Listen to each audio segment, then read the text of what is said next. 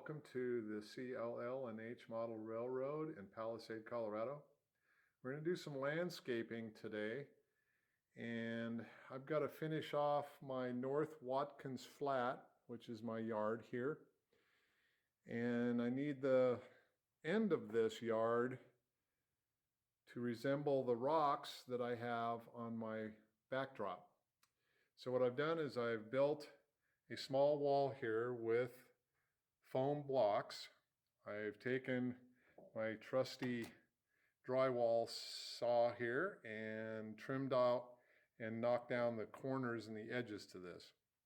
What I'm going to do now is lay plaster over the top of this and let it dry, and then I'll come back and start laying my rock faces. So with that, I will start with some of my plastering and I'll be back. All right, I'm back. I got all of my supplies, paper towels that I use, my Hydrocal, water of course, and I didn't mention this before, but this is a swing gate that I've built here, so I've got to do a little bit of work on the inside of each piece with my Hydrocal. So with that, I'm going to go ahead and mix up some water with my Hydrocal here. Get that all mixed. Okay, got it in a pretty wet form here, so I'll have a little working time. You don't want to get it too wet, but also you don't want it dry and thick and chunky. So I'll go ahead and dip my first towel here in some Hydrocal. And I'll just drape it over. Don't have to be fancy. Just get the Hydrocal and the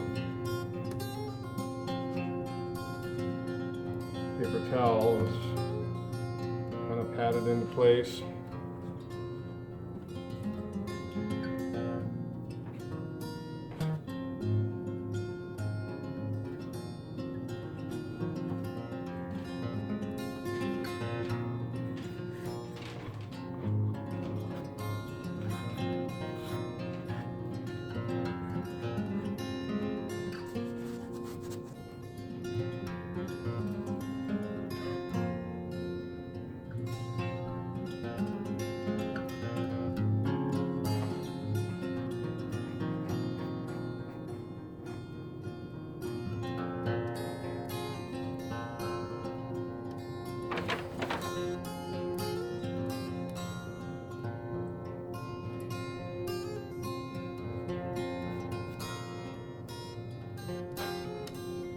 All right, so I got a coat on there. We're going to let this dry up and harden, and then I will come back and see if it's going to be strong enough to go ahead and start applying my rocks, which are also Hydrocal. So we'll let her dry up and we'll come on back.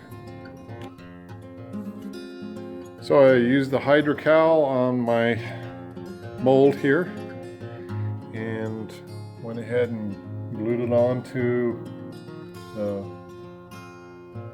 Hydrocal that I put on previously. And once that's set up, then I'll get some more Hydrocal and fill in all the little cracks of each little piece there, so it all looks like it's supposed to, and I can do all my little carving at the same time with a little knife. But I think it's going to look pretty good. So when I get to doing that, I'll come back and I'll show you what that looks like. Alright, so I used a thicker version of the Hydrocal that I was working with earlier to mold in all of the areas between the rocks that I glued in. So I think this is going to look pretty darn sharp. I think it'll come out pretty good here. So Just, you can be creative with your plaster. And I just use one of these. I think I got it at one of the art stores. It's just a paint mixing palette stick, stainless. And I just went in and I used it in all the cracks and so forth with the thicker Hydrocal. So we'll let this sit up overnight and then we will do some wash and get some color on these. So, all right, I think it's going to look pretty good. I will see you in a little while. All right, we're back now with pretty much everything ready to go before paint. What I'm using is just some acrylic paint from the craft store, black. And I just put a little dab in there, and I'm going to mix up some water with it, make it pretty thin.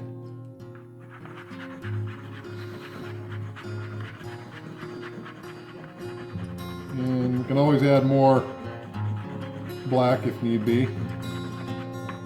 Doesn't have to be crazy special paint or anything. All you're trying to do is gain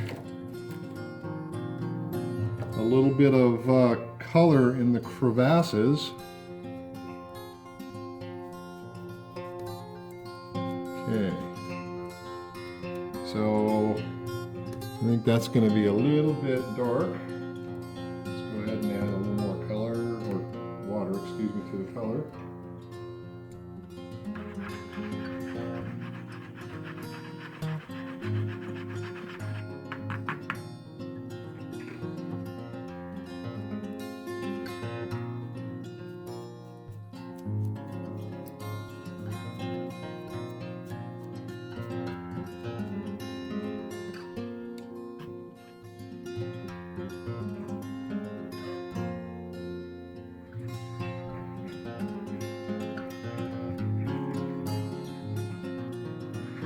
Okay, we don't want to paint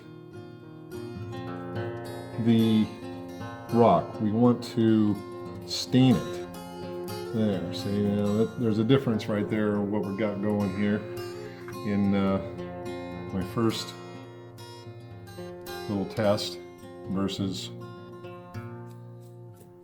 and we can always put more coats on if we find areas that we want to have it a little bit darker. That's what it's going to look like. Just get in there and get in all the little crevasses.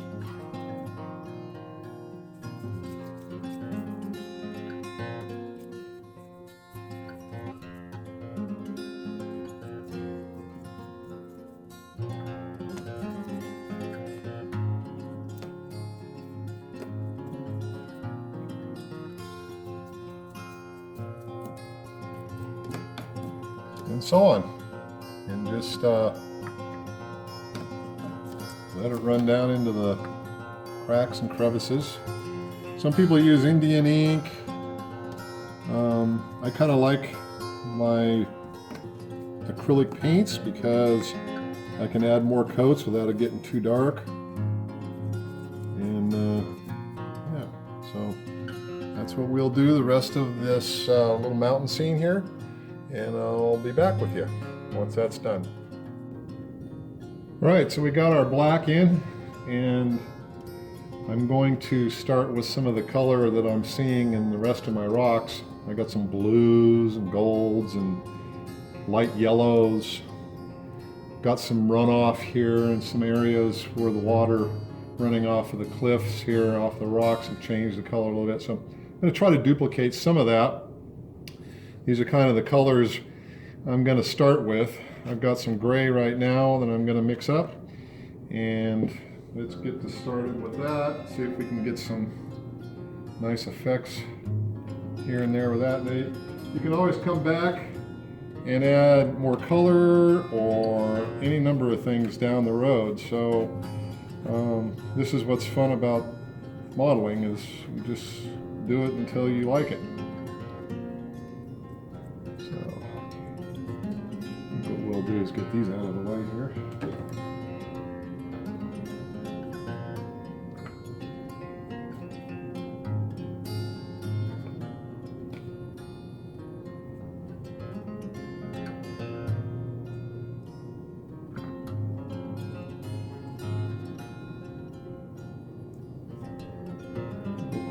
color in there.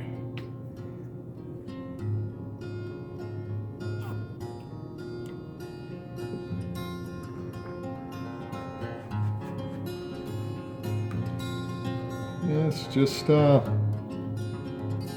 applying this to the rocks.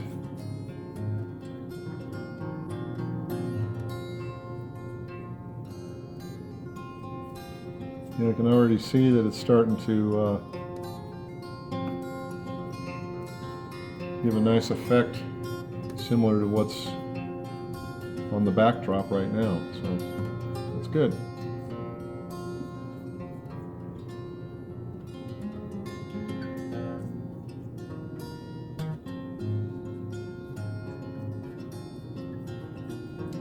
Probably be a good idea too to let some of this dry up before applying more, because if you notice it's soaking it up, so it changes a little bit as you're going here too, as you apply it.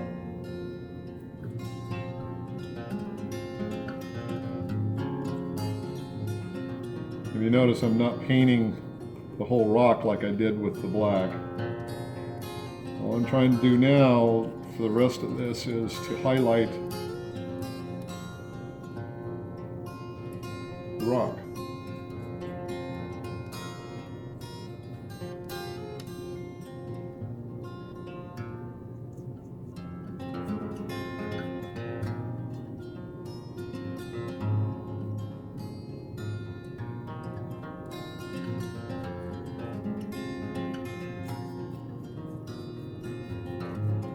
Alright, that looks pretty good for now.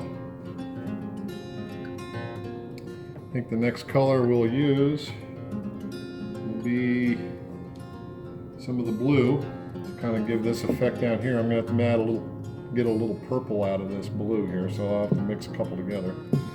While I do that, take a break and I'll be right back.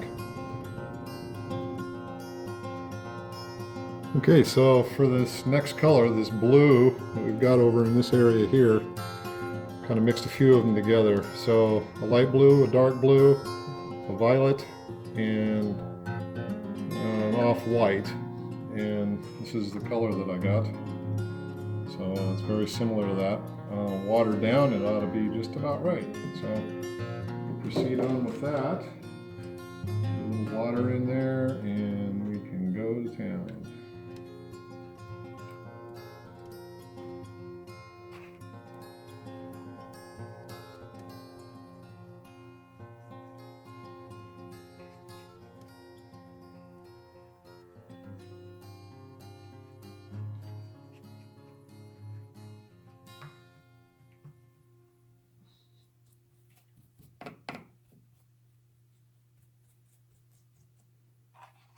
Yeah, I think that's about where we want it.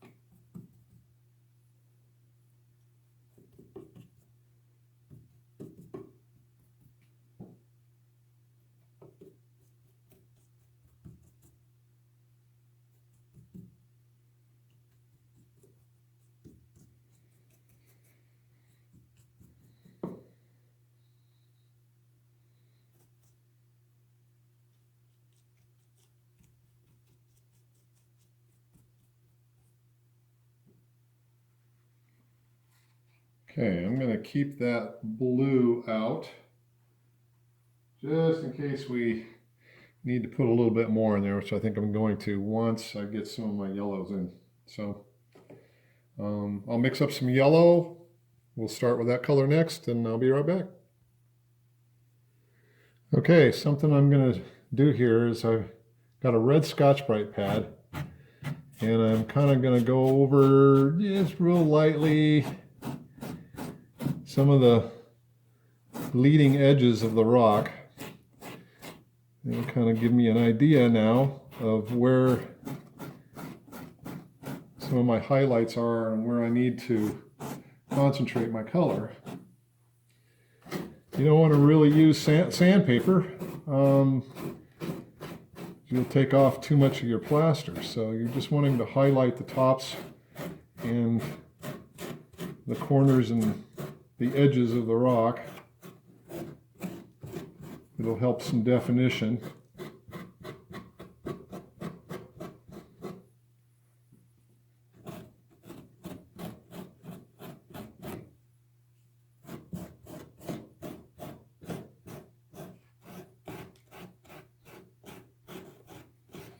You don't have to scrub real hard on it. It wants to come off pretty easy with just this Scotch-Brite. So well, that kind of gives it what we're looking for. So now I'm going to do some of the gold that I'm seeing here. So we have to keep it pretty much straight up and down. And this is my color here that I'm using. So it's watered down, of course.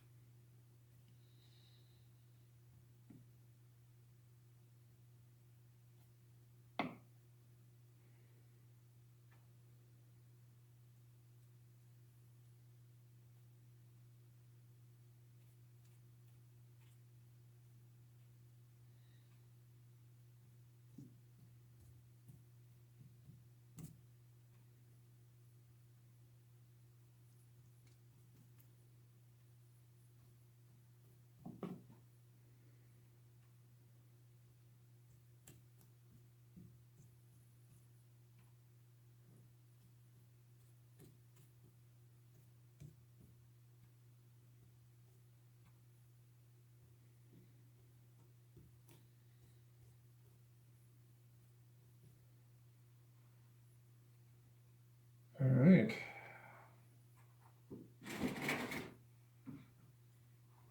So the next color, we'll use the next lightest.